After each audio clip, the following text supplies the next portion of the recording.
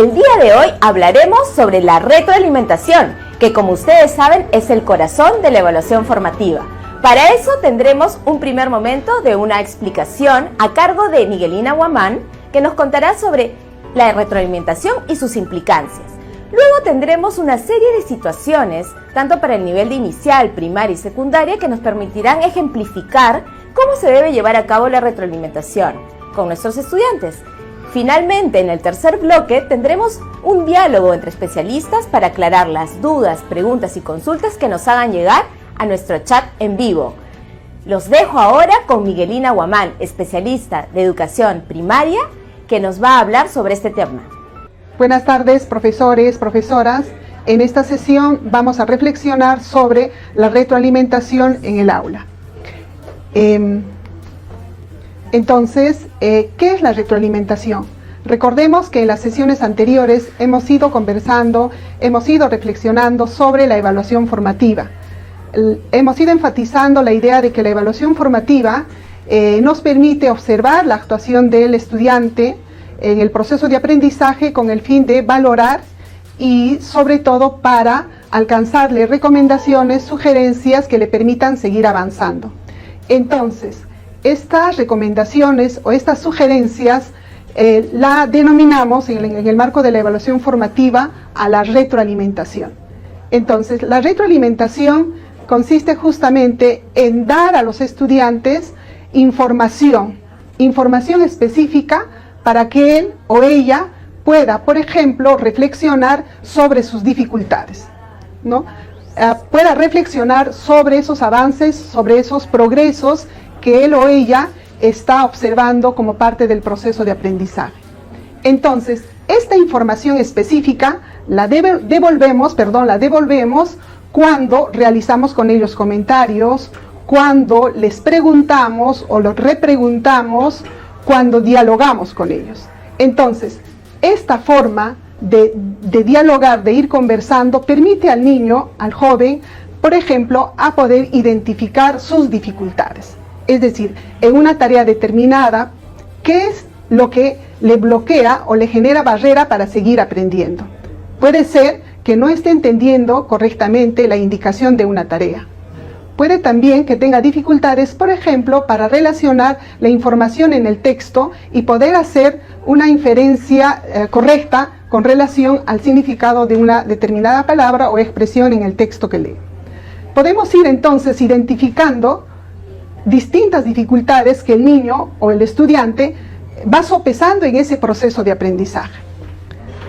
El otro aspecto es hacer que el niño, el estudiante, identifique sus errores. Es decir, sea capaz de reflexionar las causas por qué se equivoca, los errores que comete al aplicar una determinada estrategia o al resolver un determinado procedimiento o al tratar de resolver una situación. Entonces, es importante que en el proceso de la retroalimentación, la información que alcancemos a los estudiantes le permita reflexionar sobre las causas de esos posibles errores. Otro aspecto que hay que tomar en cuenta en este proceso de devolución o de alcanzar esa información al estudiante es también permitirle que identifique sus fortalezas. ¿Qué queremos decir? Que sea capaz de reconocer cuáles son esos avances que está teniendo respecto a una determinada tarea en hacerlo bien. ¿Cuáles son las estrategias que tiene mayor dominio para resolver una tarea? Es decir, que el estudiante sea consciente de cuáles son esos avances que está demostrando para resolver una determinada tarea. ¿Qué capacidades está movilizando? ¿Qué capacidades le está permitiendo desenvolverse mejor en la resolución de una determinada tarea? Esta devolución, como hemos dicho, está centrada en la actuación o en la producción que hace el estudiante. Entonces, la retroalimentación se centra en esa actuación, no se centra en el estudiante. Bien, si la retroalimentación es devolver información respecto a esa producción o actuación del estudiante, entonces, ¿para qué hacemos la retroalimentación como parte del proceso de evaluación? Definitivamente para mejorar los aprendizajes. Los estudios dicen que un impacto significativo de la retroalimentación es justamente mejorar el aprendizaje. Entonces, mejorar el aprendizaje desde la retroalimentación implica que nosotros los docentes analicemos y reflexionemos cómo es esa actuación del estudiante, cómo es esa producción de ese estudiante. Entonces, para ello es importante tomar en cuenta, por ejemplo, las evidencias. En las sesiones anteriores se ha ido reflexionando sobre la importancia de las evidencias de aprendizaje. Entonces, una buena retroalimentación implica en un primer momento nosotros los docentes analizar esas evidencias para saber cómo es esa actuación del estudiante, cuáles son las dificultades, cuáles son los logros y qué errores frecuentes puede estar cometiendo. Entonces, la retroalimentación para mejorar el aprendizaje del estudiante implica también darle a los estudiantes un espacio, una oportunidad. ¿Para qué? Para que él pueda reflexionar sobre su proceso de aprendizaje. Entonces, preguntas como esta, ¿qué estoy aprendiendo?, va a permitir al estudiante a encontrar sentido a la actuación que está haciendo. El para qué está aprendiendo o para qué está haciendo una determinada tarea. La otra pregunta que debemos alcanzar al estudiante en este espacio de reflexión es, ¿y cómo estoy aprendiendo? Es decir, que el estudiante sea capaz de reconocer qué estrategias, por ejemplo, le son más útiles para resolver una determinada tarea. ¿Qué recursos son los más adecuados que le permitan resolver una situación? ¿O qué conocimientos o qué conceptos utiliza mejor para consolidar un determinado aprendizaje o conocimiento? La otra pregunta que hay que alcanzar al estudiante en este proceso de reflexión sobre su aprendizaje es, ¿estoy logrando mis metas de aprendizaje? Es decir, ¿cuáles han sido esas metas que los estudiantes se han propuesto con el fin de poder ir progresando en el aprendizaje? Entonces, en este proceso de reflexión el estudiante debe decir, ¿estoy alcanzando lo que me he propuesto?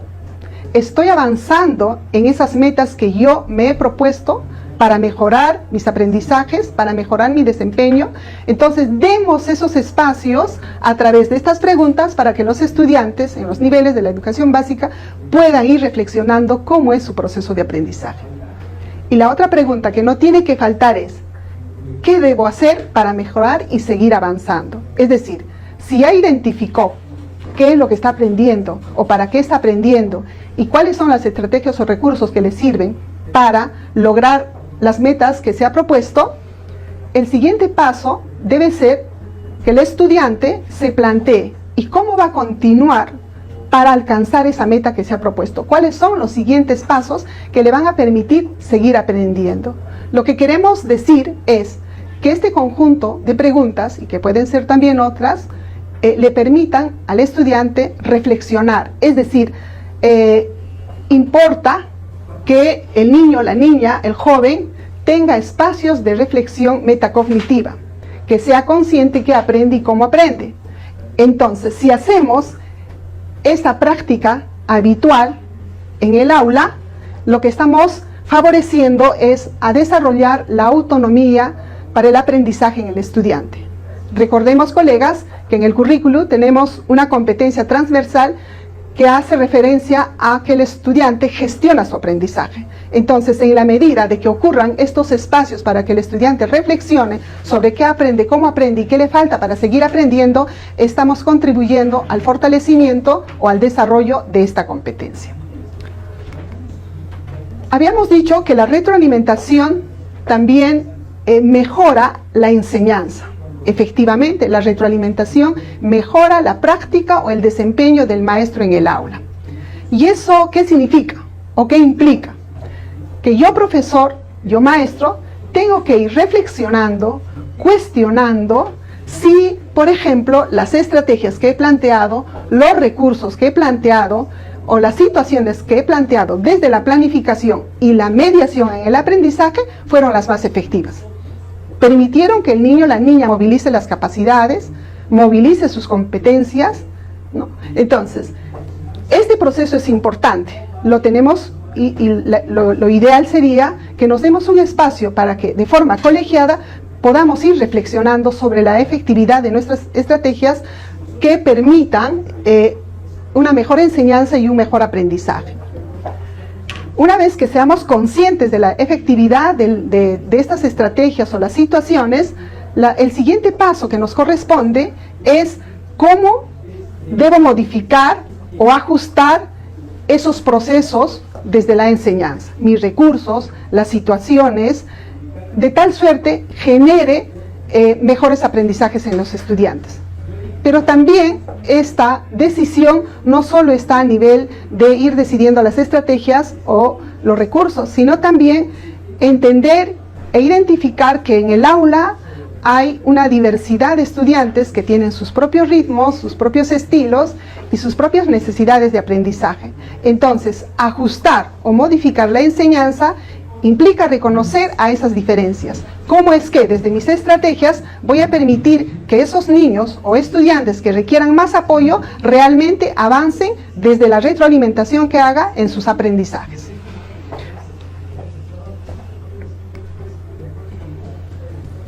Continuamos. ¿Cuándo retroalimentar? Efectivamente, vamos a retroalimentar en el proceso de aprendizaje, pero hay que tomar en cuenta que la retroalimentación tiene que ser oportuna. Es decir, ¿en qué momento voy a proponer un diálogo, una reflexión, una conversación para que los estudiantes puedan identificar sus errores, puedan identificar sus dificultades y seguir avanzando en el aprendizaje? Tengo que ponerme a pensar el momento oportuno y la necesidad y la utilidad de esa información que le va a servir al niño, al joven, al estudiante para seguir avanzando. Es decir, si doy una información en el momento que no le es útil, ya no tendrá sentido esa retroalimentación. Por tanto, cuando está desarrollando una determinada tarea, hay que dar esa retroalimentación. O cuando el estudiante todavía va a utilizar esa información para mejorar el aprendizaje, entonces hay que dar la retroalimentación. ¿Cómo retroalimentar? Son estos aspectos básicos o condiciones que habría que tomar en cuenta. Un primer aspecto o condición es el clima. Un clima de confianza, un clima de respeto, ayuda a que la retroalimentación cumpla su propósito, es decir, que ayude a los niños, a los estudiantes a seguir mejorando en el aprendizaje. Hay que tomar en cuenta los propósitos de aprendizaje, qué es lo que van a aprender, los criterios para la valoración, y que la retroalimentación es una guía. Yo voy acompañando, yo voy guiando para que el estudiante mejore y avance en el aprendizaje.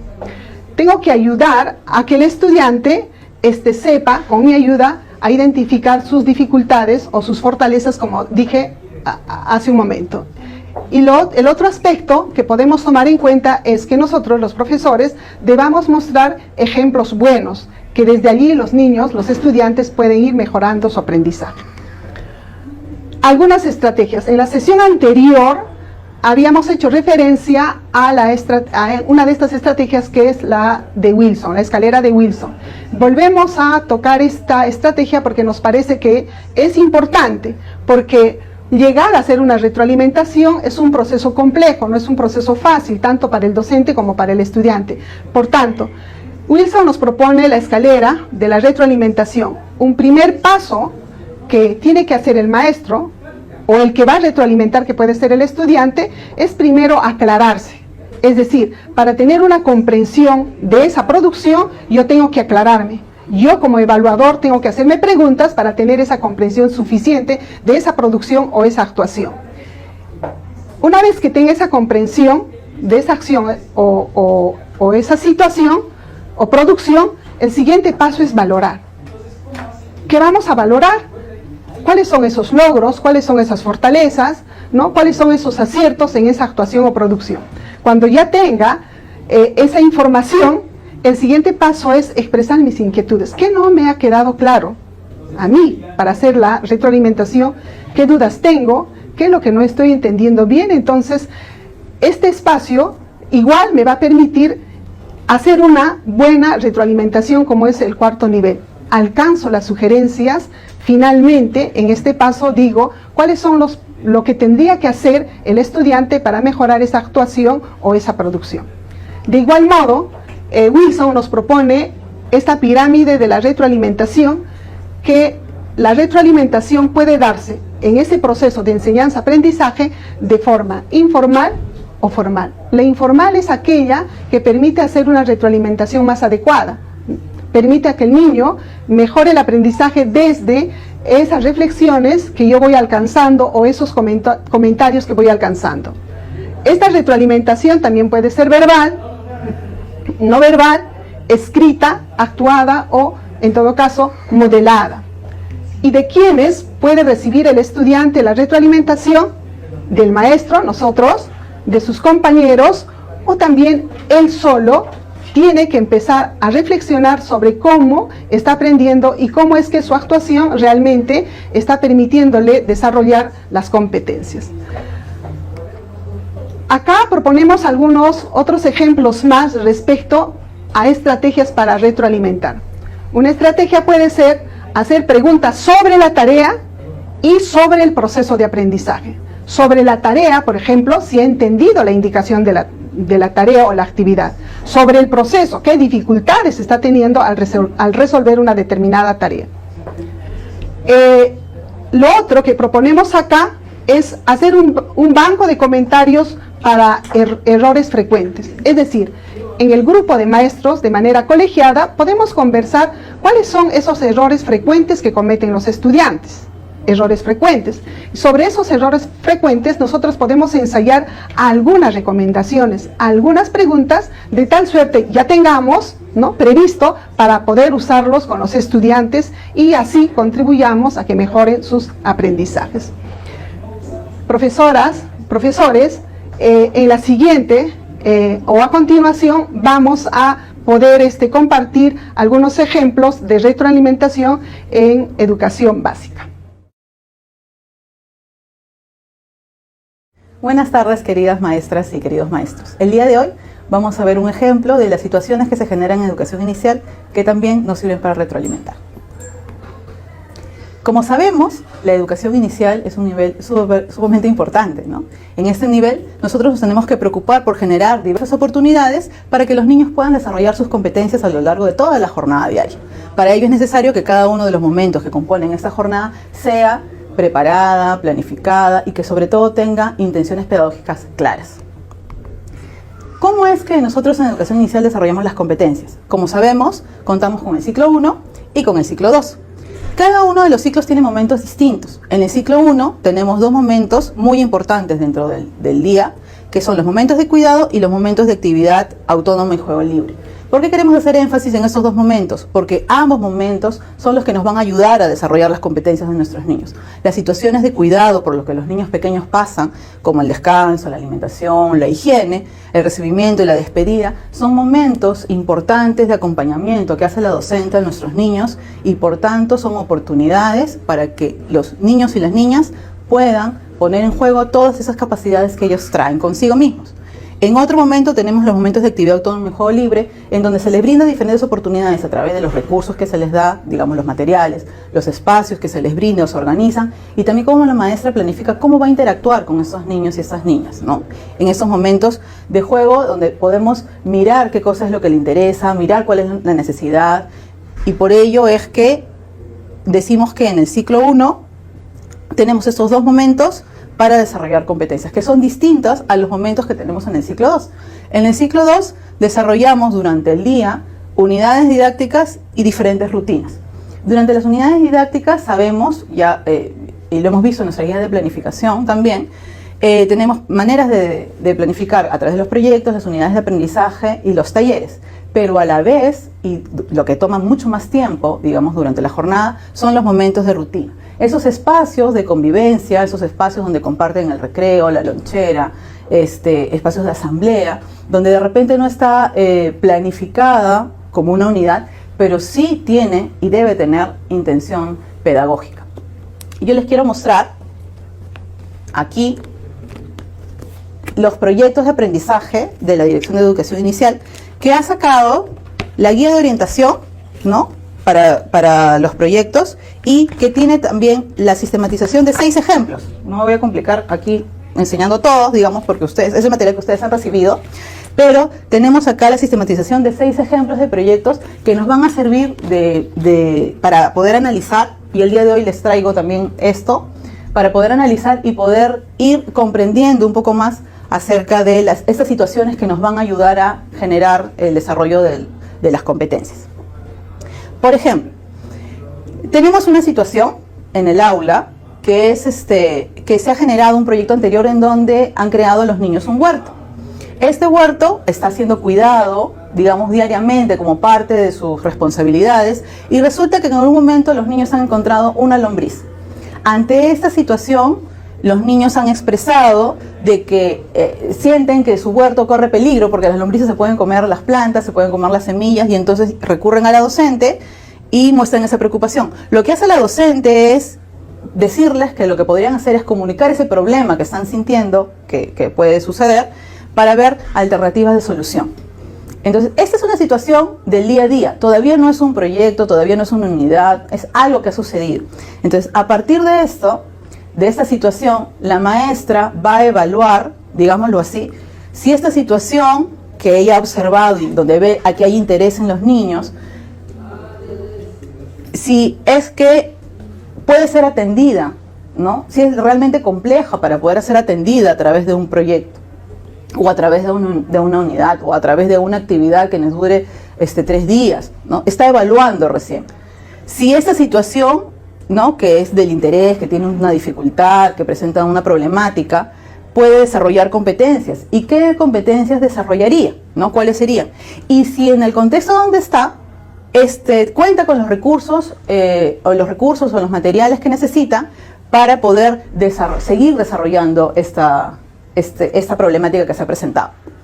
Una vez que la docente hace esta evaluación, digamos, de esta situación que ha observado, ella va a poder determinar si es que la toma como una situación y ella misma se pone a estudiar, a investigar, porque hay que saber del tema para poder también acompañar a los niños y a las niñas, va a decidir si es que realiza el proyecto o no lo realiza.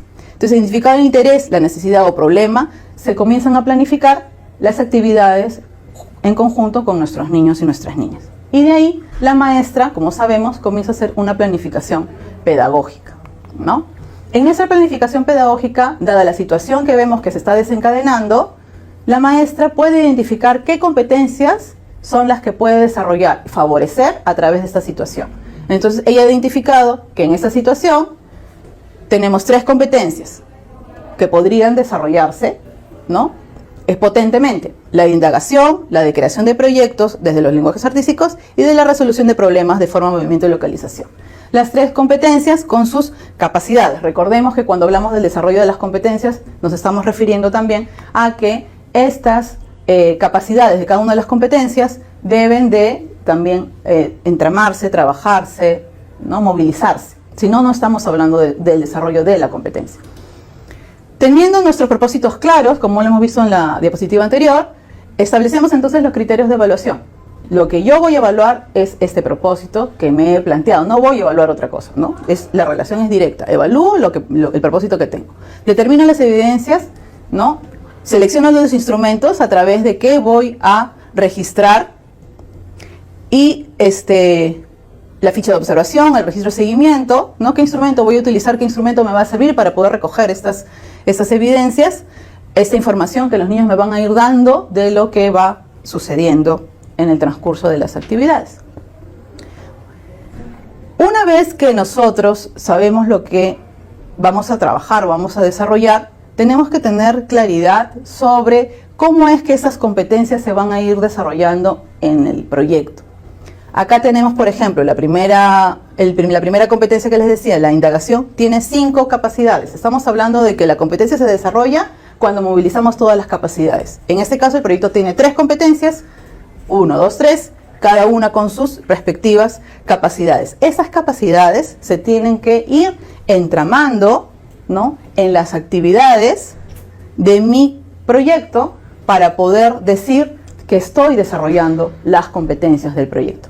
Pero acá vamos a hacer un alto porque vamos a mirar más finamente en el ejemplo cómo es, por ejemplo, que una capacidad se va viendo en distintas actividades, no solamente en una, ¿no? Recordemos finalmente que las actividades, todas las actividades que nosotros tengamos en el proyecto son actividades que se van entramando una con otra, ¿no? Que se van relacionando una con otra, no son actividades aisladas, son actividades que tienen sentido para los niños, ¿no? Que tienen relación una con otra y que en determinado punto, digamos, nos paramos, por ejemplo, tal día hacemos tal actividad, al siguiente día vamos a continuar y ese desarrollo, esa continuidad es lo que le da el sentido y la lógica al aprendizaje de los niños y de las niñas. Entonces, por ejemplo, si tenemos la capacidad de problematizar situaciones para hacer indagación, yo les quiero leer aquí a qué se refiere esa capacidad, ¿no? Esa capacidad supone que los niños pueden cuestionar y hacer preguntas a partir de la interacción con su entorno. Manifiesten curiosidad e interés por conocer y comprender lo que perciben, objetos, seres vivos, hechos y fenómenos naturales. También dar respuesta a sus cuestionamientos y plantear soluciones en base a sus experiencias previas y nivel de razonamiento. ¿Qué quiere decir eso? Que cuando nosotros estamos pensando en esa capacidad, estamos pensando en que los niños pueden dar explicaciones, pueden plantear hipótesis, pueden realizar preguntas, pero para que eso suceda, nuestras actividades tienen que ser lo suficientemente potentes y dar oportunidades para que el niño pueda mostrar eso. Y eso va a suceder con cada una de las capacidades. Para eso nosotros tenemos que tener claro en qué consiste cada capacidad y conocer a profundidad cada una de las competencias. A lo largo de todo el proyecto vamos a ir recogiendo evidencia de cómo el niño va mostrando estos propósitos de aprendizaje, ¿no? Recordemos que la evidencia, como lo hemos dicho anteriormente, en las exposiciones anteriores, es todo aquello que nos permite dar cuenta del proceso de aprendizaje de los niños, ¿no? Esas actuaciones y las producciones que los niños hacen por sí mismos. Esas evidencias, en el caso de educación inicial, pueden ser orales, escritas, gráficas y se pueden recoger, como lo hemos visto antes, a través de diferentes instrumentos. En ese claro ejemplo, nosotros hemos puesto acá algunas evidencias que se podrían recoger o que se ha recogido, digamos, en el proyecto. Por ejemplo, los dibujos de los niños cuando diseñaron la casa de las lombrices. Hay una actividad en la que los niños buscan diseñar una casa para que las lombrices puedan vivir en esa casa. Previo a eso, lo que han hecho los chicos es investigar cuáles son las condiciones que la casa tendría, ¿no? Para que pueda ser habitada por las lombrices. Entonces, el dibujo que ellos hacen, más la explicación que ellos dan de cómo es su casa, es una evidencia de lo que han comprendido y de lo que están poniendo en juego. Y luego también tenemos descripciones e hipótesis de todas aquellas diálogos o conversaciones que han ido teniendo durante las actividades del proyecto. Ahora, ¿cómo retroalimentamos en inicial? En inicial básicamente tenemos tres maneras, ¿no? Al contrario de lo que es la primaria y la secundaria. Primero, y básicamente lo hacemos de manera permanente, es el planteamiento de preguntas y repreguntas que van a invitar a los niños a pensar y a repensar sobre sus ideas y sobre sus opiniones. Luego, también existe la manera de realizar comentarios que le van devolviendo al niño y a la niña una información que los va a ayudar a ir consolidando las ideas que tienen, les va dando seguridad sobre lo que ellos van diciendo. Recordemos que cuando vamos hablando también nosotros como adultos vamos aclarando nuestras ideas, vamos sintetizando, vamos teniendo mayor claridad. Y incluso nuestros comentarios como docentes generan también nuevas preguntas en los niños y sobre eso es que nosotros nos enganchamos para seguir retroalimentando al niño de manera individual o de manera grupal también. Y por último, se hacen devoluciones, ¿no? Que describen lo que los niños han logrado hacer y cómo pueden hacerlo. También es otra manera de retroalimentar. Quiero ver claramente mejor acá un ejemplo sobre la retroalimentación que normalmente usamos, que es la de planteamiento de preguntas. Y es que, por ejemplo, nosotros podemos confundirnos en que si dialogamos con los niños, entonces lo estamos retroalimentando y no necesariamente el diálogo es una retroalimentación. Vamos a focalizar acá en lo que dice la maestra en este diálogo. Por ejemplo, dice, ¿no? En el huerto los niños observaron cómo era el lugar en donde vivían las lombrices. Al regresar al aula, la docente les pregunta acerca de los materiales que podrían utilizar para elaborar la casa de las lombrices. Mariano dice, ¿no? Una caja, o sea, ¿no? ¿Qué materiales podemos utilizar para hacer la casa? Un niño dice, una caja. Juan Carlos dice, piedras. Isabel dice, tierra húmeda. Ellos ya observaron, entonces tienen ideas de qué cosa es lo que se necesita para hacer la casa. La docente entonces pregunta, si la tierra tiene que estar húmeda, ¿nos servirá una caja de cartón? ¿No? Esa pregunta va a hacer, ¿qué piensan ustedes? Que el niño empiece a pensar sobre las cosas que cree, sobre las cosas que sabe. Y el ambiente, el clima afectivo, de seguridad que se crea en el aula, es lo que garantiza también que el niño tenga la confianza de decir lo que está pensando, ¿no? Entonces Maritza dice, la caja de cartón se puede romper. Ella tiene alguna información que nosotros todavía no sabemos. Entonces la maestra vuelve a preguntar. A Maritza directamente le está haciendo la retroalimentación. ¿Por qué crees que la caja de cartón se rompería? ¿No? Y Maritza puede pensar, nosotros como docentes le debemos de dar, puede contestar como no contestar. En el ejemplo, digamos, Maritza da una respuesta, pero lo que nosotros tenemos que hacer como adultos es darle el tiempo para que la niña pueda pensar y contestar. Eso a veces no se lo damos porque estamos esperando que conteste lo que nosotros queremos o que dé la respuesta correcta y olvidamos que necesita justamente el tiempo para pensar sobre lo que está, sobre lo que cree, ¿no? Entonces Maritza dice, porque cuando el cartón se moja es débil, es algo que ella ya lo ha comprobado y sigue, ¿no? El otro día pisé el cartón mojado del piso y se rompió. Entonces, la repregunta de la maestra lo que ha hecho es que ella pueda relacionar algo que ella sabe con lo que está sucediendo ahora. Por eso ella puede decir que la caja de cartón se puede romper, ¿no? La docente le dice, ¿qué piensan los demás? O sea, ya no está solamente con ella, lo abre al grupo. ¿Qué piensan los demás? Entonces, ¿qué tipo de caja necesitaríamos para colocar tierra húmeda?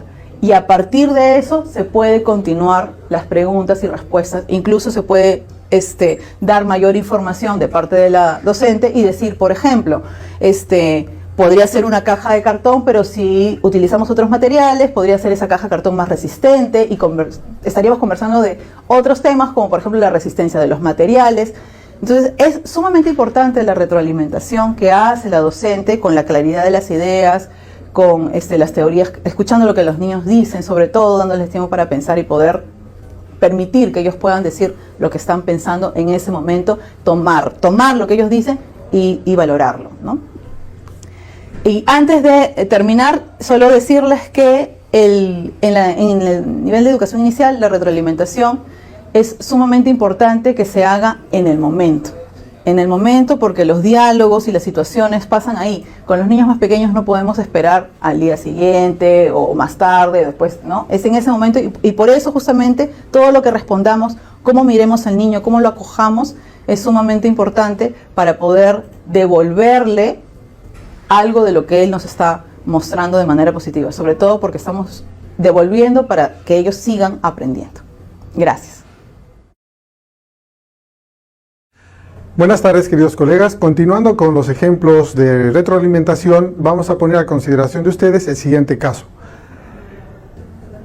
Iniciando, quisiéramos darle una mirada a algún fundamento teórico que nos va a ayudar en ese sentido. ¿Cómo retroalimentamos? Hattie y Timperley nos recomiendan lo siguiente. Nos dicen que la retroalimentación efectiva responde a 3 preguntas. La primera dice, ¿hacia dónde estoy yendo? Que está relacionado con los propósitos de aprendizaje. ¿Cómo lo estoy haciendo? ¿Cómo me está yendo?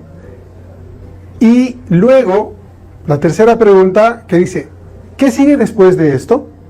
Ahora bien, a nivel de aula, para trabajar con los estudiantes, Hattie y Timperley proponen un esquema que se puede plantear en 4 momentos importantes, o en 4 niveles. A nivel de la tarea, cuando se hacen las devoluciones o la retroalimentación respecto a la actividad propiamente dicha. A nivel de proceso, cuando revisamos cómo se han estado viviendo los desempeños de los estudiantes durante el trabajo de aula. Otro a nivel de autorregulación, es decir, en la onda de la metacognición. No olvidemos que debemos estimular siempre a nuestros estudiantes que progresivamente ganen autonomía. Y a nivel de yo, es decir, que los estudiantes sean capaces de autoevaluarse y ver dónde tuvieron los problemas. Teniendo en consideración estas recomendaciones, vamos a revisar la situación observada. Se les propuso a un grupo de estudiantes utilizar material de bajo costo, es decir, reciclar algunos desechos como botellas plásticas, tapitas y un montón de cosas, para que puedan construir un objeto que se desplace impulsado por aire. Este objeto debiera responder a las diferentes exigencias. Por ejemplo, que para su construcción se utilizara material de fácil acceso y bajo costo, que se desplace rápido y que pueda recorrer la mayor distancia posible. Luego, que por lo menos este objeto pudiera resistir 3 pruebas y además que su apariencia fuera atractiva. Como consecuencia de esa actividad, los estudiantes pudieron construir estos objetos. Al momento de revisar si se habían conseguido las especificaciones que se había propuesto inicialmente, podemos tomar como herramienta importante la retroalimentación, porque como verán en la imagen, no todos cumplen las especificaciones propuestas. Ahora, para poder hacer la retroalimentación, nosotros debemos tener bien claro qué competencias se movilizan. Y asociada al área de ciencia y tecnología, tenemos la competencia diseña y construye soluciones tecnológicas para resolver problemas de su entorno. Otra competencia asociada es la que está asociada a matemática, resuelve problemas de cantidad, y en comunicación escribe diversos tipos de texto en su lengua materna. Ahora bien, debemos tener bien claro cómo funciona la competencia diseña, ya que el conocimiento tecnológico comprende habilidades de diseño, el uso de herramientas, la estimación de costos, la construcción de prototipos y el control de la eficiencia que responda a las especificaciones técnicas que se dieron. Esta competencia tiene 4 capacidades. La primera, que dice, determina una alternativa de solución tecnológica, diseña la alternativa de solución tecnológica, implementa y valida la alternativa de solución tecnológica y finalmente evalúa y comunica el funcionamiento de los impactos de la alternativa de solución tecnológica. Es en relación a estas competencias que vamos a poder hacer las devoluciones en los momentos que sea necesario. En ese sentido, los procesos didácticos del área van a ser una herramienta que nos va a ayudar en este trabajo. Por ejemplo, cuando los estudiantes están trabajando el diseño, estamos trabajando el proceso didáctico del planteamiento de soluciones tecnológicas. Para poder ayudarles a que ellos repiensen sobre qué hicieron bien o qué hicieron mal en la construcción de su proceso de construcción, podríamos preguntarles, ¿de cuántas formas podríamos haber resuelto el desafío de hoy?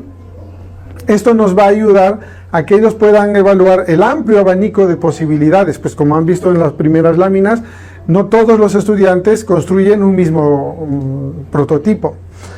Otro proceso didáctico que nos ayuda a poder orientar en ese momento es el diseño de la solución tecnológica. Para poder ayudarles a nuestros estudiantes a repensar qué hicieron bien o qué hicieron mal, podríamos preguntarles, de las ideas que teníamos, ¿cuáles fueron realmente posibles de realizar en función del tiempo y de las herramientas y los materiales con que se contaron? Es importante que en el proceso de movilización de esta competencia tengamos presente que no es lineal, sino es cíclico. Es decir, en el proceso de construcción los estudiantes van a estar evaluando de si el diseño original que habían pensado es posible de construir o no es posible de construir. En la clase vamos a poder ver que los chicos están utilizando materiales, probando algunos, probando otros, y es en ese momento cuando nosotros también podemos alcanzar algún tipo de retroalimentación. En función de lo que dice Hattie y Timperley, necesitamos ver la tarea y también el proceso. Ahora bien, cuando estamos en el proceso de construcción y validación de la solución tecnológica, podríamos preguntar a los chicos, ya sea en el preciso momento en que están vivenciando este proceso didáctico o al final, acerca de qué problemas tuvimos que resolver durante el proceso de construcción del proyecto. Es necesario que permanentemente los chicos estén repensando qué están haciendo, porque no siempre las cosas salen como uno pensaba al principio. Ahora bien, otras preguntas que también nos van a ayudar son, ¿por qué conviene ensayar una y otra vez el diseño? ¿Cumple con las especificaciones requeridas? Es necesario acompañarles a los chicos en este trabajo porque no todos los grupos llegan a concluir un proyecto que funcione realmente. Entonces, estas preguntas ayudan a que ellos puedan manejar la frustración y la ansiedad. Es necesario que acompañemos a los chicos en este proceso de aprendizaje. Es importante remarcar también que del error se aprende y que el error es algo completamente natural y que no tendría que preocuparnos ni avergonzarnos.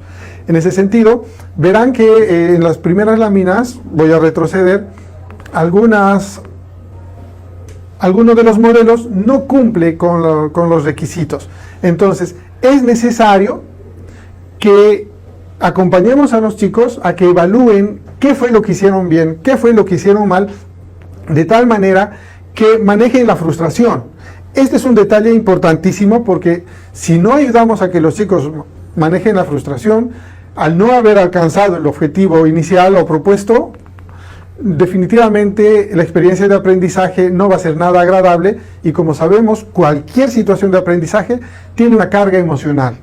Si nosotros no gustamos de lo que aprendemos y sentimos que algo nos ha salido mal y nos frustramos y no manejamos esa situación, seguramente vamos a rechazar esa experiencia de aprendizaje, el área, y entonces no vamos a ayudar a que los chicos gusten el placer de aprender.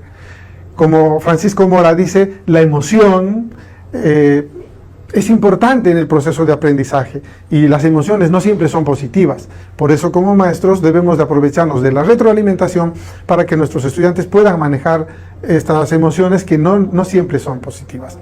Ahora, si queremos hacer un trabajo de retroalimentación cuando tenemos que revisar la estructuración del saber construido, podríamos preguntarles si pueden explicar qué conocimientos científicos explican el funcionamiento del prototipo que construyeron.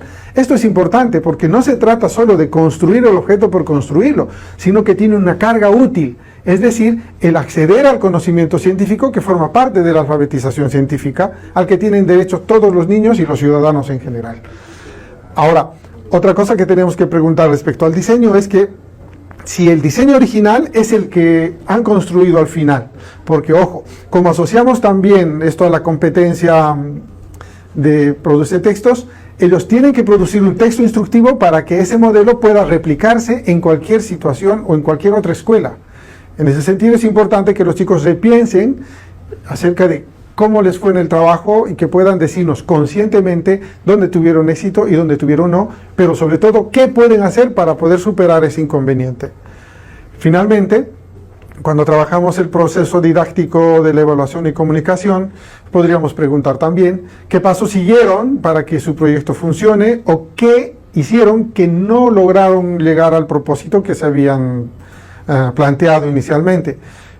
También es importante que evalúen si las características de su prototipo son las deseables, o qué cosas tienen en común los prototipos de este grupo con el otro. Estos elementos son importantes también al momento de hacer la retroalimentación, porque no olvidemos, el aprendizaje es un acto social y siempre nos estamos comparando. Entonces, estas comparaciones queremos que sean encaminadas también en la escuela y que sean manejadas de manera adecuada. Finalmente, debemos recordar que a lo largo de las actividades que desarrollan nuestros estudiantes vamos recogiendo evidencias de cómo van progresando.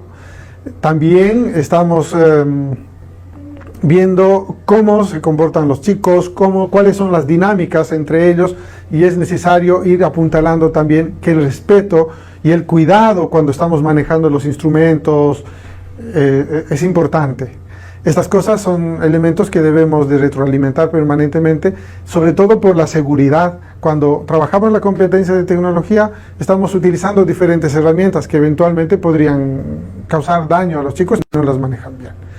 Finalmente, vamos a recordar, al igual que nos aconsejaba nuestra compañera de inicial, que las evidencias de aprendizaje pueden ser orales, escritas, gráficas, y que podemos recogerlas a través de diferentes medios como el portafolio y otros. En ese sentido, es importante recordar cómo retroalimentamos. Lo hacemos a través del planteamiento de preguntas que inviten a los niños a la reflexión sobre qué hicieron bien, qué hicieron mal y qué necesitan hacer para superar el problema, realizando comentarios que les ayuden a consolidar las ideas que ellos tienen o a repensarlas o a plantear nuevas preguntas. Finalmente, las devoluciones que hagamos a los estudiantes deben ser lo más claras posibles, es decir, en términos concretos que los estudiantes puedan entender y que con base a esos consejos ellos puedan seguir adelante y superar.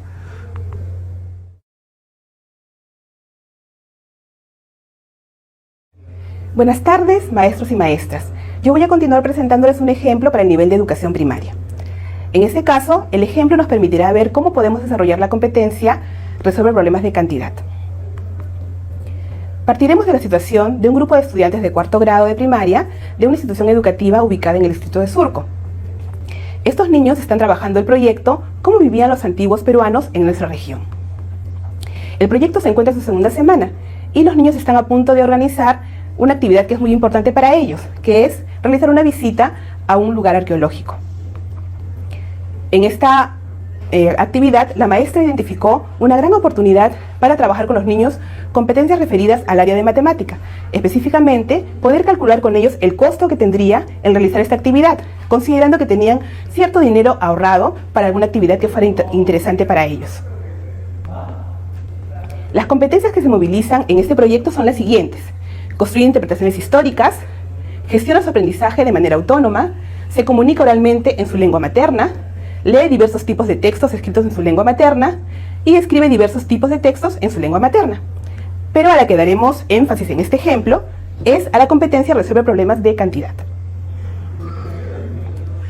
Recordemos que esta competencia moviliza 4 capacidades. La primera capacidad es traduce cantidades en expresiones numéricas. La segunda es comunica su comprensión sobre los números y las operaciones. La tercera es usa estrategias y procedimientos de estimación y cálculo. Y la cuarta, argumenta afirmaciones sobre las relaciones numéricas y las operaciones. Esta es la situación que planteó la maestra. Hoy vamos a elegir qué lugar arqueológico visitaremos.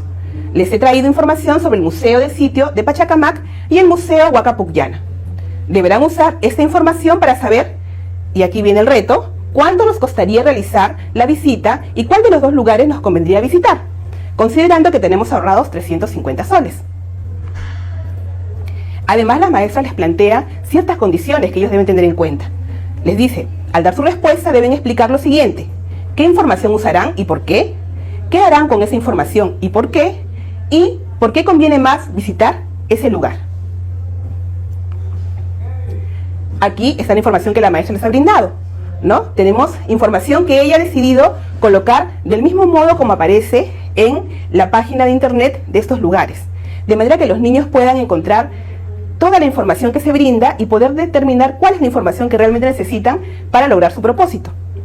Vemos, por ejemplo, que en la tarifa se ha puesto información sobre la entrada de los profesores, la entrada de los estudiantes, el servicio de guía, pero también se ha puesto información sobre el recorrido, cuánto durará el recorrido, y ya ha puesto información sobre posibles medios de transporte. En el caso del otro lugar, que es la Huaca Pucllana, se ha planteado, por ejemplo, el costo de la tarifa para adultos, el costo de la tarifa para los estudiantes, de educación superior, de educación primaria, adultos mayores y niños hasta los 12 años, y profesores, y además el servicio de guía. Y también ha incluido el costo de los medios de transporte que podrían utilizar. La maestra, una vez que ha presentado este material, entabla un diálogo con los estudiantes en el que podemos ver cómo es que ella va retroalimentando las posturas y las opiniones de los estudiantes sobre lo que tienen que hacer. Algo importante a tener en cuenta es que la maestra ya conoce que sus estudiantes tienen cierta dificultad para identificar cuál es la información que necesitan usar para resolver un problema de cantidad. Entonces es por eso que ella ha tomado la decisión de aprovechar esta actividad para trabajarlo. Y ella les pregunta, a partir de la información que acabamos de ver, ¿qué tenemos que hacer para saber cuál de los 2 lugares nos conviene visitar? Automáticamente Pedro dice, hay que sumar. Y la maestra le pregunta, ¿por qué hay que sumar? Y Pedro dice, porque así sabremos el total que debemos pagar. Y la maestra le pregunta, ¿y qué hay que sumar? Y Pedro le dice, hay que sumar los datos. La maestra le dice, ¿qué datos? Y Pedro dice, esos datos, los de cada lugar. Y la maestra les pregunta a los demás, ¿qué opinan? Y ellos dicen, sí, primero hay que sacar los datos para sumarlos. Automáticamente los niños han pensado, problema, tengo que saber una cantidad total, entonces debe ser que tengo que sumar. Y automáticamente, sin pensarlo mucho, dicen, sí, hay que usar esos datos para sumarlos. La maestra en ese momento simplemente les ha hecho preguntas para saber qué es lo que ellos están pensando y poder luego retroalimentar, ¿no? Ahora, la maestra plantea el propósito de la actividad. Les dice, chicos, con esta actividad van a aprender mejor cómo saber qué datos son útiles para resolver un problema, saber qué hacer con esos datos, y recuerden que lo que buscamos es saber cuál de estos sitios podemos ir, a cuál de estos sitios podemos ir con el dinero que tenemos. como ella ya tenía claridad de que la dificultad de los chicos estaba en la ubicación de los datos pertinentes, ella había preparado una tabla como la siguiente y entregó una para cada estudiante.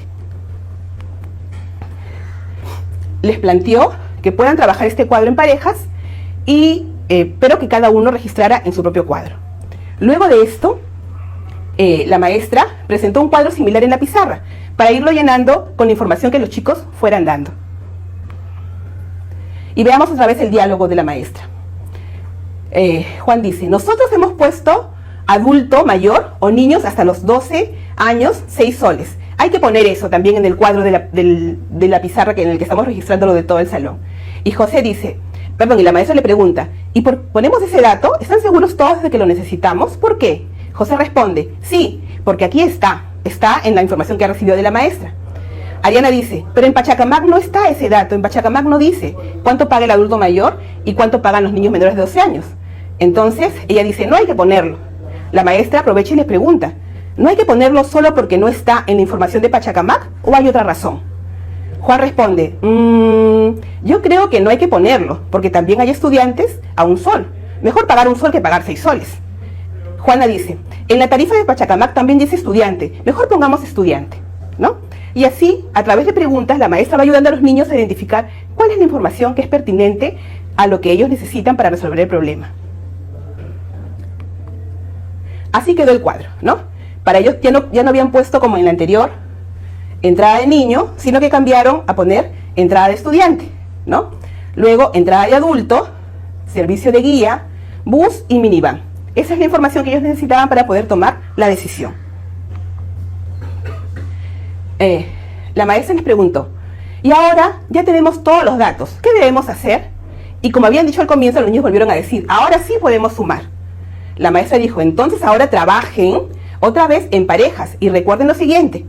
Les repite la tarea o el propósito, ¿no?, principal que es para ellos. Usando la información brindada, deben definir cuánto nos costaría realizar la visita y cuál de los 2 lugares nos convendría visitar. La maestra les dice, les entregaré billetes y monedas, también tienen hojas y lápices. Usen lo que ustedes crean conveniente.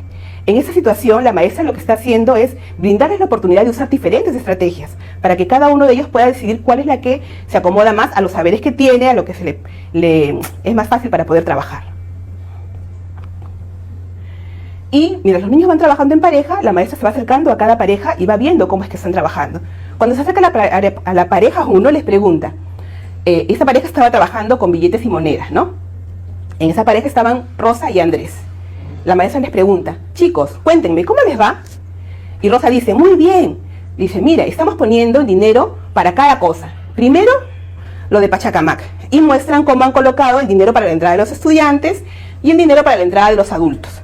Y la maestra les pregunta, ¿y por qué aquí han puesto 16 soles? Tratando de clarificar cuál es el pensamiento del niño. Y ellos le dicen, porque deben ir 2 adultos para hacer 2 grupos. Ella les dice, ¿y están seguros que son solo 2 grupos? ¿Cómo lo saben? Fíjense en la información y luego me cuentan, ya vuelvo. Entonces, les remite a la información que ellos tenían, en las primeras diapositivas donde se presenta la información, y allí es donde ellos pueden mirar,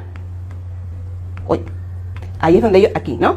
Les remite la información donde ellos pueden mirar, les dice, ¿no? Vuelvan a mirar. ¿Por qué no es ella quien les dice, pero fíjense tal cosa o fíjense en tal otra cosa? Porque ha visto que estos niños están por buen camino. Es decir, han desarrollado ciertas hipótesis de trabajo y han empezado a desarrollarlas y les está yendo bien.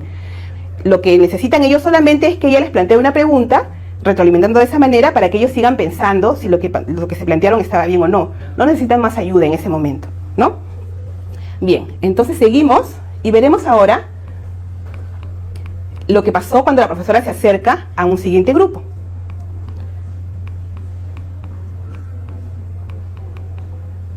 Se acerca a un grupo que está trabajando con lápiz y papel. Es el grupo de Luis y José.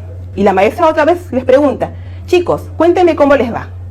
Y ellos les dicen, muy bien, ya terminamos. Nos conviene la huaca pugliana, nos sale menos dinero en total. Y le dicen, miren total de la suma que ellos habían realizado. Es decir, estos niños habían usado el cuadro con los datos y simplemente habían sumado de manera vertical cada columna. Obviamente la maestra se da cuenta que allí hay un error, ¿no?, en la forma en que los chicos han concebido el uso de la información del problema. Y les pregunta, ¿y ese total qué es? Y ellos les dicen, lo que todos debemos pagar. Ella les pregunta, a ver, lean aquí. Y Luis dice, y les señala, no lean aquí, les dice ella, porque ellos sí necesitan un poquito más de ayuda. Y ellos les dicen, estudiante de primaria y secundaria, un sol. Entonces Luis lee, ¿no? Estudiante, un sol. Y la maestra le dice, ¿y cuántos estudiantes somos en el salón? Y es en ese momento, con esa pregunta, que Luis cae en la cuenta de que había cometido un error en su concepción del problema, ¿no? Y dice, verdad, somos 35. Por todos serían 35 soles, ¿no? Entonces la profesora le refuerza y le dice, muy bien, Luis. A ver, lean aquí, les plantea otra lectura, ¿no? Les dice, bus para 45 y minivan, ¿no? Y José lee, bus y minivan. La maestra les dice, ¿y vamos a ir en bus y en minivan a la vez? José dice, no, tenemos que escoger uno.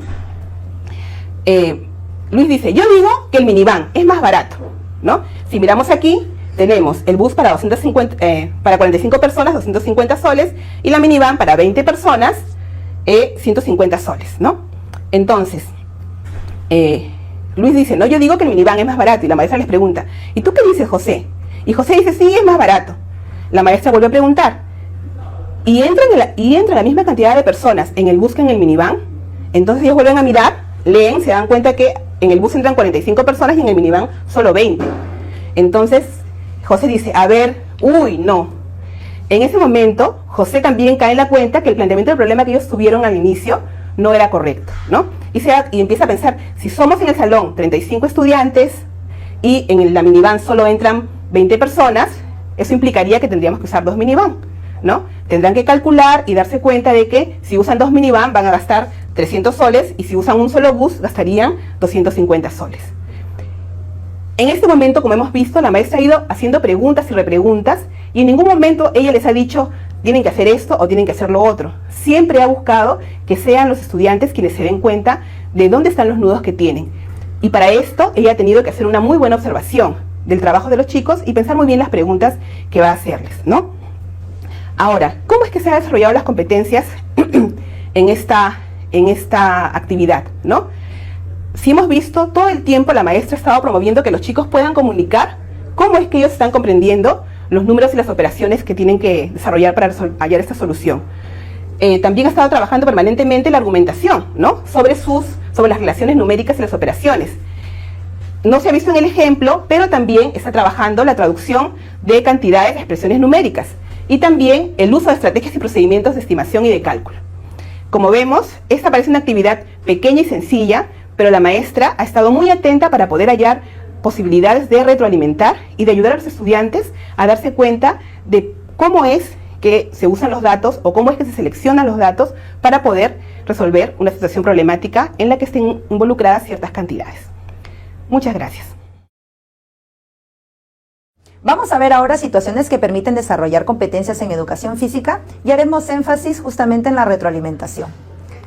Vamos a recordar que la educación física tiene 3 competencias que se encuentran asociadas. Una de ellas se desenvuelve de manera autónoma a través de su motricidad, asume una vida saludable e interactúa a través de sus habilidades sociomotrices. Para que estas competencias se desarrollen, la educación física se sirve de una amplia gama de actividades físicas. Dentro de ellas hay una que cobra vital importancia por las características que tiene. Ellas son los deportes, ya que presentan una estructura en cuanto a su reglamentación y a su forma de jugar. Por tanto, los deportes nos permiten ubicar a los estudiantes en situaciones de constantes retos, lo cual les demanda la movilización de sus recursos internos y externos en tiempo real, es decir, en el momento de juego. Bien, veamos ahora la situación. Un docente del área observa que los estudiantes del segundo año de secundaria tienen preferencia por jugar al fútbol durante su tiempo libre. Durante el desarrollo del juego, muchos de los niños resultan con golpes, ¿no? O pequeños moretones. Esto es producto de la forma como se van enfrentando en el juego. El profesor aprovecha esta oportunidad para reflexionar junto con ellos. ¿Qué necesitan aprender o hacer para que no siga ocurriendo esa situación? Los estudiantes van a ir brindando respuestas como por ejemplo, ¿no? Bueno, lo que pasa es que no está pateando bien el balón, no sabe defender bien la pelota, ¿no? No sabe que eso es foul. Eso le permite al docente ir entendiendo que los aprendizajes van a ir desarrollados en función a los fundamentos técnicos, el desarrollo de esquemas ofensivos y defensivos, la aplicación de reglas, la toma de acuerdos, entre otros. Por eso es importante que el docente vaya anotando aquellas respuestas que van brindando los estudiantes. Hay que entender un poco cuál es la importancia que tiene el desarrollo del fútbol en esta situación. Hay que tener en cuenta que cuando el estudiante juega al fútbol u otro deporte, ¿no?, pone de manifiesto su motricidad, con la cual se relaciona con sus compañeros. Esta motricidad intencionada, esta acción de pensar, ¿no?, y tener intención en este movimiento, lo cual permite que exprese sus ideas y permite expresar sus emociones y de esa manera generar esa relación con sus compañeros. Esta misma motricidad es la que pone en juego cuando realiza los fundamentos técnicos del fútbol y le permite aprender y aplicar las reglas de juego. También puede, dentro de este mismo juego, plantear y reformular estrategias defensivas o ofensivas en el marco de un proceso colectivo. Y en vista que está justamente jugando con sus demás compañeros, necesita ponerse de acuerdo para ver cuáles son de aquellas estrategias son las que le van a permitir tener un mejor resultado. Asimismo, con todos estos aprendizajes y el desarrollo de los fundamentos técnicos, va a desarrollar y usar aprendizajes relacionados con su esquema corporal, tales como son la coordinación ojo-pie, su orientación en el espacio y tiempo, su equilibrio y postura. También el hecho de desarrollar y hacer la técnica correcta va a disminuir la aparición de algunas lesiones relacionadas a las posturas corporales. Hay que tomar en cuenta este elemento porque necesitas que el estudiante vaya aprendiendo poco a poco cuál es la técnica correcta para evitar en un futuro otras lesiones. Asimismo, mientras se desarrollen los aprendizajes en esta situación, va a hacer uso de sus habilidades sociomotrices para ponerse de acuerdo con sus compañeros y aplicar el reglamento de juego. Aquí es importante hacer reflexión, ya que este uso de habilidades permite que el chico pueda ser tolerante, pueda ser asertivo, pueda aprender a ponerse de acuerdo y comunicarse con sus compañeros, ¿no?, durante el desarrollo del juego. También existe el desarrollo del pensamiento estratégico, ¿no? Esta habilidad de poder planear y poder anticiparse a aquellas situaciones que se van a presentar en el juego, cuando va a crear y va a aplicar estas estrategias propias y específicas del deporte para el logro de los objetivos en común. Bien, teniendo claro justamente qué es aquello que se va a resolver, vamos a indicar entonces que para resolver esta situación el estudiante va a movilizar estas competencias, las cuales implica que tenga que definitivamente combinar las capacidades inmersas en ellas. Recuerden que estas competencias no se desarrollan en una sola sesión, sino que va a necesitar distintas situaciones de aprendizaje que permitan que el estudiante tenga diferentes oportunidades para poder desarrollarlas. Ya que hemos visto el panorama de todos aquellos aprendizajes que se pueden desarrollar, que se pueden lograr en función al utilizar el deporte como un medio, vamos entonces a establecer algunas actividades de aprendizaje como ejemplo que nos pueden servir durante el desarrollo de una unidad didáctica. Hay que precisar que estos ejemplos de actividades no representan una secuencia lineal, es decir, que pueden ir siendo abordadas en distintos momentos de la unidad y lo ideal sería que sean siempre combinadas para que el estudiante pueda movilizar siempre estas capacidades. Una de ellas, por ejemplo, es la exploración del espacio de juego conduciendo el balón en forma individual. Es importante que el niño tome contacto con el balón, ya sea con actividades en línea recta, en zigzag, con obstáculos, entre otros. También lo puede hacer mediante drills o cualquier actividad en la que busquemos que los estudiantes sean los que organicen esta actividad, las creen. También la identificación y revisión de errores. Es importante acerca de la técnica, de la postura, de la táctica, que los estudiantes se puedan organizar en pares y ellos mismos se puedan evaluar. Aquí hay que precisar justamente que se presenta la retroalimentación entre ellos mismos, ya que ellos pueden identificar causas y pueden ir proponiendo soluciones a esos errores que van cometiendo de forma común. No olvidemos que también se puede hacer la revisión de bibliografía respecto a las lesiones más frecuentes en el deporte, por una mala ejecución de técnicas y la presentación de soluciones. Es importante también que los estudiantes manejen aquello que se está observando, que te puede dar una revisión teórica sobre las lesiones que pueden ocurrir por una mala práctica. Otra actividad podría ser la elaboración, presentación y ejecución de drills en equipos, ¿no? En estos drills que se consideren los fundamentos técnicos del fútbol y la incorporación de algunas reglas de juego. Aquí como ejemplo les he puesto de repente el saque lateral con ambas manos, el fuera de juego, que son parte de algunas de las reglas. Ahora, hay que precisar que cuando hablamos de los fundamentos técnicos del fútbol y estamos haciendo énfasis en que se tenga que considerar en esta ejecución, es porque está alineado a buscar la eficacia en el movimiento. Y esto tiene mucha relación en lo que se está buscando en la autonomía de la competencia, se desenvuelve a través de su motricidad. También aquí vamos a observar que se puede presentar la retroalimentación, ya que cada equipo puede evaluar a sus compañeros respecto a la ejecución, a la creación y a la dificultad del drill que representan. Y luego de ello, ellos mismos se pueden organizar y practicarlos en circuitos. También se deben ofrecer situaciones de juego en equipos para poner en práctica en lo desarrollado en cada sesión. Si en mi sesión he estado trabajando con alguno de los fundamentos en específico, es importante que haya esta situación de juego para que los estudiantes puedan ejecutar en tiempo real aquello que ya han venido practicando. La modificación de reglas es importante porque permite que los estudiantes reflexionen sobre aquellas situaciones enfrentadas. Ellos pueden revisar también propuestas en internet, presentar experiencias. Mientras esto va ocurriendo, los demás estudiantes pueden tener roles específicos como arbitrar los partidos, dirigir la activación, tomar el tiempo que van a desarrollar las actividades, recoger necesidades de aprendizaje para la siguiente clase, entre otros. Ese también es otro elemento que se puede utilizar. Esta reflexión que hacen sobre estas situaciones les permite también hacer notar el rol principal que cumple la evaluación formativa. Por último, durante la última sesión podemos organizar un campeonato relámpago para que los estudiantes pongan en práctica todas aquellas estrategias y tácticas desarrolladas, ¿no? Para que ellos mismos pongan énfasis en esa autonomía que han ido adquiriendo en base a todos los aprendizajes que han ido desarrollando. Luego de eso, deben analizar el resultado de los equipos en función a los criterios establecidos, ¿no? Como son el uso de las estrategias, la aplicación de reglas y la ejecución técnica.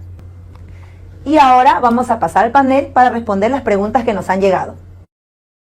Bien, regresamos con el panel de especialistas. Estamos con Jenny Huidobro, Martina, Miguelina, Wilfredo y Leslie para conversar y dar respuesta a todas las preguntas que desde ya nos están llegando.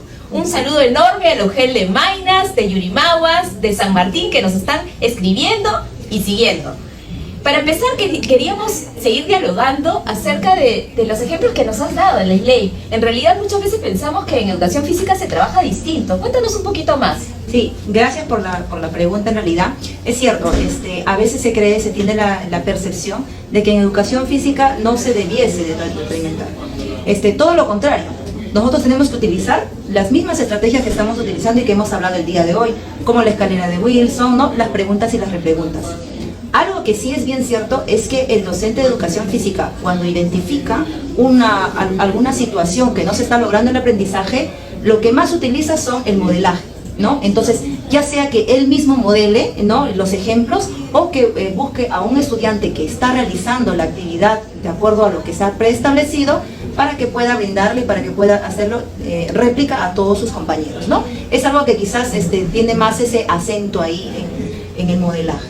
Pero igual se sigue trabajando como todas las áreas. Genial. Aquí Emma nos pregunta, ¿cómo es la forma adecuada de brindar una retroalimentación en el aula? ¿Qué le podríamos responder? A ver, una forma adecuada de retroalimentar parte por observar cómo es el desempeño del estudiante, del grupo de estudiantes que estamos a cargo, identificar sus fortalezas, por ejemplo, identificar sus debilidades y aquellos errores frecuentes que va reiterando en las actuaciones o en los desempeños que realiza. A partir de esta identificación, los maestros lo que tenemos que es empezar a reflexionar por qué tiene estas dificultades o por qué tiene estos errores, y esa reflexión nos tiene que permitir tomar una decisión, es decir, ¿qué hago para que mejore?, ¿no? Entonces, ahí vienen nuestras decisiones respecto a qué estrategias o cómo tendríamos que retroalimentar, ¿no? Entonces, acá en las exposiciones y desde los que hemos ido compartiendo las situaciones y los ejemplos de retroalimentación, una retroalimentación adecuada es tomar en cuenta las particularidades del aula también, es decir, en qué momento podemos retroalimentar a todo el salón y en qué momento podemos retroalimentar específicamente a un niño o otro niño, ¿no? Entonces tomar esa decisión porque se trata de ayudarles a avanzar. Entonces no tendría sentido, por ejemplo, hacer una retroalimentación a todo el salón sabiendo que esa información que voy a devolver no le va a ser útil a todos, ¿no? No tendría sentido, ¿no? Sí, bien. Martina, tú también ponías un ejemplo acerca de cómo ponías varios ejemplos, ¿no? Acerca de cómo retroalimentar. ¿Quisieras agregar algo? Claro, mira, es importante darnos cuenta, como decía Miguelina, en qué momentos es necesario hacer una retroalimentación a todo el grupo, y eso nos damos cuenta muchas veces con actividades que se han ido realizando, ¿no? A lo largo del proyecto, de la unidad que hemos ido trabajando, o también a veces durante la sesión, ¿no? Si están trabajando, por ejemplo, en pareja, si tú al acercarte a cada pareja te vas dando cuenta que hay dificultades comunes, entonces tomas la decisión de hacer una retroalimentación grupal porque te das cuenta que es una necesidad de todo el aula, ¿no? Pero si tú ves que es una cosa específica, pues entonces retroalimentas específicamente a ese estudiante, mientras los demás siguen trabajando, ¿no? Otra cosa importante es pensar cómo vas a dar la retroalimentación, ¿no? Hay niños a los que solamente basta con que tú les des una indicación breve de dónde puede buscar una información, como el ejemplo, ¿no?, de matemáticas, o hay otros a los que tienes que acompañar con varias preguntas y repreguntas hasta que ellos caigan en cuenta de cuál es la dificultad o por dónde tienen que ir para poder mejorar el trabajo que están realizando, ¿no? Entonces, es importante, como decía Miguelina, primero observar bien, identificar bien qué es lo que ellos están trabajando, ¿no? Wilson habla de clarificar, ¿no?, de darte cuenta de qué es lo que está pasando. Y a veces para darte cuenta necesitas no solamente observar bien, sino también preguntarle al estudiante, ¿no? Entonces a veces también le preguntas, ¿por qué hiciste esto? ¿Por qué pusiste esto? ¿Qué estabas pensando cuando hiciste esto? Y eso ayuda mucho, ¿no? Y entonces es importante no solamente saber qué preguntar, ¿no? Ajá. Tener claro qué preguntar para que precisamente esa pregunta clarifique, ¿no?, y permita la reflexión del chico, sino también cómo se lo decimos, también, ¿no? Hablábamos de la importancia de cuidar el clima, ¿no? El clima, que sea un clima de confianza, de apertura, que le permita precisamente al chico mostrar su desempeño con confianza, ¿no? Hay otra cosa que creo que es importante también, sobre todo en los niños pequeños, es que no siempre la retroalimentación va a ser verbal, ¿no? En el caso de los más pequeñitos, por ejemplo, el hecho de poder observar lo que está haciendo o lo que está jugando va a implicar también que yo vaya pensando qué material incluso le puedo acercar o poner, ¿no?, a su disposición para que él mismo pueda ir encontrando o descubriendo lo que está intentando hacer, ¿no? Si el niño quiere hacer una torre, por ejemplo, y esa se le cae una vez o dos veces, pero yo le puedo decir, mira, acá hay bloques más grandes, por decir algo, ¿no? O acá tienes tubos, o acá tienes tablitas, eso le permite a él ampliar lo que está pensando, el proyecto en el que está, ¿no?, ese proyecto personal en el que está, y significa también que yo he observado lo que está haciendo y que puedo darle no en palabras, sino con objetos o con espacios, lo que necesita para él poder lograr lo que pretende hacer, ¿no? Observar también a los chicos es una buena ocasión para mostrar cómo el error es una oportunidad de aprendizaje. Porque muchas veces cuando están intentando desarrollar alguna tarea, los chicos se frustran al no poder trabajar, al no poder lograr. Entonces, asumen una actitud de repente de rechazo a la tarea y eso no es recomendable. Justamente la retroalimentación busca pues que este chico se dé cuenta que es normal que las personas nos equivoquemos y que podemos mejorar permanentemente en nuestros propósitos. En ese sentido, los maestros en aula debemos ir instalando la idea de que el error es una fuente de aprendizaje y que no es una ocasión de repente para corregir de una manera inadecuada o hacer ver que todo el tiempo tenemos que salir exitosos en cualquier tarea, ¿no? Sí, eso es súper importante, Willy, ¿no? Es importante generar un clima de confianza, ¿no? Y ese clima de confianza se genera no diciendo, chicos, tengan confianza, ¿no? Sino es realmente escuchándolos, ¿no? No haciendo comentarios inadecuados o poniendo expresiones, ¿no?, gestuales que hagan que ellos sientan que hay una forma de reprobación de lo que ellos han elaborado, ¿no? Sino simplemente acogiendo, ¿no?, sus respuestas y reformulando preguntas de manera que ellos sientan que pueden seguir avanzando, pero no que estás presentando una actitud de desaprobación, ¿no?, ante su trabajo. Uy, tenemos otra pregunta. ¿Qué tipo de retroalimentación es necesario realizar? Creo que ya hemos ido hablando de los diferentes tipos de retroalimentación, ¿no?, de las diferentes estrategias que se pueden usar, tanto de la escalera de Wilson, las preguntas y repreguntas, el modelar, ¿no?, como nos decía Leslie. También tenemos otra. ¿Qué relación existe entre la retroalimentación? Perdón.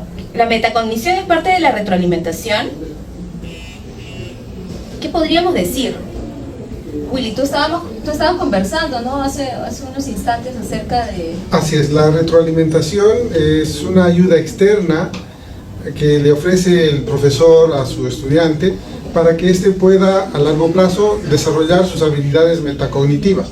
Debemos recordar que la metacognición es la administración de nuestras facultades de aprendizaje, de saber utilizar las herramientas de aprendizaje que hemos ido desarrollando a lo largo de nuestra vida escolar, y que cada persona debe tener un control de estas facultades. Entonces, cuando un profesor hace retroalimentación conmigo, si yo fuera un estudiante, seguramente me está guiando y me está orientando para que yo pueda superar esas dificultades, haciéndome consciente de dónde tengo dificultades y sobre todo cómo puedo superar estos problemas que tengo. Bien, aquí otra de las preguntas que nos han llegado es: ¿en qué consiste la devolución que se da a los estudiantes? Eso es precisamente retroalimentar, ¿verdad? Aunque aquí quisiera hacer una pequeña aclaración. Leyendo a Hattie y a Timperley, ellos nos dicen que una retroalimentación no basta que sea decir, ponle más ganas, esfuérzate, no, sino una retroalimentación en ese sentido tiene que tener un grado de especificidad, de tal manera que el niño retroalimentado sepa qué problema está teniendo y cómo puede superarlo. Entonces, es el maestro que le va a dar la ayuda necesaria para que él pueda superar el problema que está enfrentando. O sea, no basta con decirle, eres el mejor, felicitaciones. Sino ayudarlo a tomar conciencia de qué necesita hacer para mejorar en su proceso de aprendizaje. Así es, entonces esa información específica es que tiene que ser también suficiente en el sentido de que, como dice Willy, le va a ayudar al niño a tomar mejores decisiones, le va a ayudar al estudiante, por ejemplo, a identificar sus causas de sus errores, ¿no? ¿Por qué se ha equivocado? ¿no? Entonces tiene que empezar a pensar, ¿por qué me he equivocado? ¿Por qué he utilizado esta estrategia? Quizás si hubiese utilizado la otra estrategia, hubiese logrado en resolver la situación, ¿no? Entonces, es importante sobre esa claridad y la suficiencia de la información que retornas al niño, al estudiante, y a partir de ello, por sí mismo tiene que ir avanzando o progresando en la aprendizaje. Por eso podríamos decir también que justamente una forma de devolución también es hacer una buena pregunta, ¿no? Incidiendo sobre aquella actividad que se está realizando. Hace poco veía a una docente que estaba trabajando en el área y había indicado a las chicas que realicen el 8 conduciendo el balón en parejas. Y las chicas muchas veces se chocaban cuando llegaban al centro. Entonces la profesora, al detectar esta dificultad, se acercó y les preguntó, ¿qué está pasando? ¿Qué podemos hacer en este momento para que no se sigan chocando? Inmediatamente las niñas ni siquiera, y eso es algo en educación física, tal vez una insignia también más, que muchas veces los niños no te contestan de forma verbal, sino que inmediatamente cogieron sus conos y los separaron un poco más, hicieron más espacio y empezaron a hacer la actividad. Y la profesora dijo, ¿se sienten más cómodos así? Entonces volvió a la pregunta y los chicos continuaron haciendo la actividad. Entonces esta es justamente una forma de hacer una devolución dentro de la misma actividad. Precisamente, ¿no? Esa es una de las maneras. Aquí tenemos otra pregunta que tiene que ver más con la calificación de las competencias, ¿no? Dice, cuando se califica la competencia al término de un periodo, ¿se debe dar retroalimentación a cada uno de los estudiantes? ¿Qué nos podrían decir, no? A ver, estamos hablando de un periodo donde se da cuenta al niño cómo ha ido progresando con relación a la competencia. En este caso hay que mirar la competencia, ¿no? Entonces, si solo alcanzamos la calificación y esa calificación no describe algo de cómo está su desempeño del estudiante respecto a esa competencia, tal vez no le ayude a tomar sus mejores decisiones para los próximos periodos. Entonces sí es recomendable, pero también demanda de que el maestro tome ciertas decisiones en cómo hacer esa devolución pensando en la cantidad de estudiantes también que tenga, ¿no? Sí, precisamente nos acaba de llegar cómo retroalimentar con 40 chicos, ¿no? Y entonces, en la sesión anterior y en esta sesión hemos hablado también de la retroalimentación más formal, ¿no? A través de un comentario escrito que le llega al estudiante, pero como tú bien dices, Miguelina, uno también tiene que poder de repente darse un tiempo para poder establecer un diálogo personal con cada uno de los chicos, sobre todo con aquellos que realmente identificamos que tienen dificultades o están teniendo, ¿no?, ciertas trabas, para ayudarlos a darse cuenta, ¿no?, a tomar conciencia de por dónde va el error, qué dificultades tiene o qué necesita, ¿no? ¿Qué necesita, tanto del exterior como trabajar en sí mismo acerca de sus procesos para poder seguir avanzando y mejorando en su aprendizaje? Sí, complementando lo que están señalando, es vital precisar de que no se debe esperar una retroalimentación solo al final del periodo, sino que tiene que estar durante el proceso, mientras se va desarrollando el aprendizaje, se tiene que brindar esta retroalimentación. Y después quizás hacer justamente esta retroalimentación formal que señalas que es más escrita, ¿no?, para entregar al estudiante. Claro, ¿no? Bueno, otra forma que se puede aprovechar también es el momento de la entrega de informes, ¿no? En el momento de la entrega de informes se puede tener una reunión con el estudiante y con sus padres para hacer una retroalimentación de cómo fue el proceso del estudiante durante el periodo, ¿no? Y en la que él también pueda participar, ¿no? Y pueda opinar, escuchar, explicar algunas cosas, ¿no? Y nosotros también devolverle, ¿no? Mira, empezaste el trimestre o el trimestre de esta manera, ¿no? Tienes estas dificultades, has logrado avanzar en esto, ¿qué hiciste para avanzar? Cuéntanos un poquito, ¿no? Entonces eso también ayuda para que el estudiante fortalezca su autoestima, ¿no? Y también se sienta más involucrado y desarrolle la competencia, gestiona su aprendizaje de manera autónoma. Que pueda autorregular su aprendizaje, ¿no? Y tome conciencia de esas estrategias que lo ayudan a avanzar o aquellas formas que no les... Claro, ¿no?, que no lo ayudan, o las dificultades que todavía tiene, en las que tiene que trabajar, ¿no?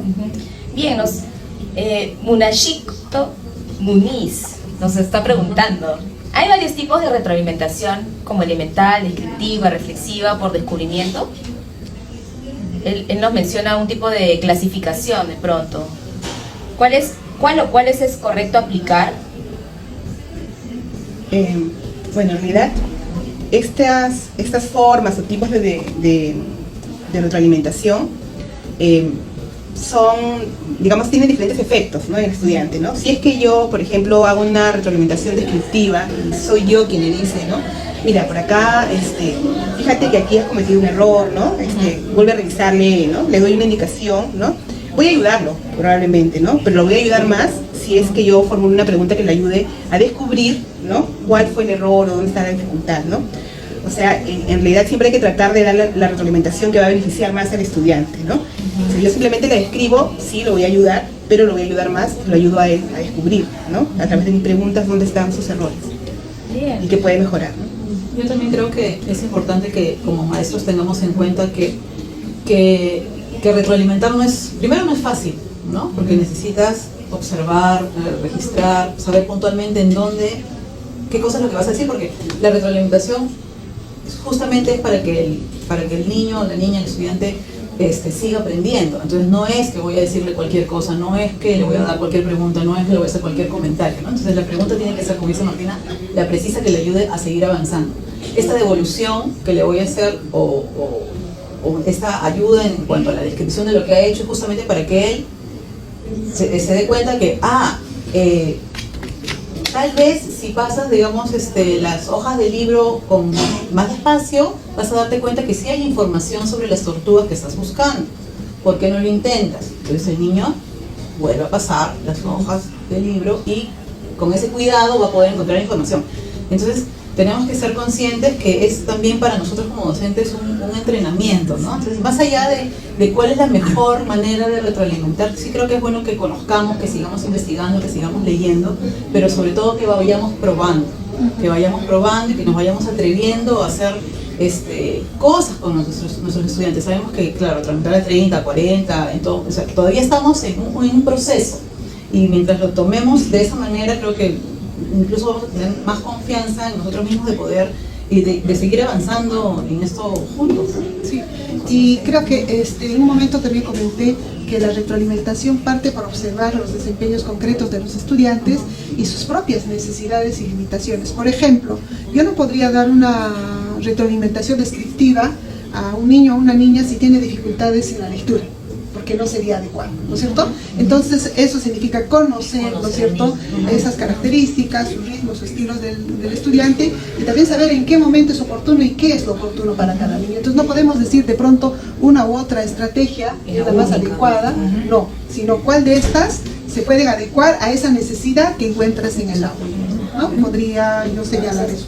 Entonces hemos hablado sobre cosas bien importantes. En primer lugar, que para que pueda darse la retroalimentación tiene que haber un clima de confianza, ¿no? Donde el docente y el estudiante se sientan cómodos tanto para mostrar lo que realmente saben hacer, ¿no?, con originalidad, con autenticidad, y el docente también para elegir la mejor manera de retroalimentar al estudiante según sus necesidades.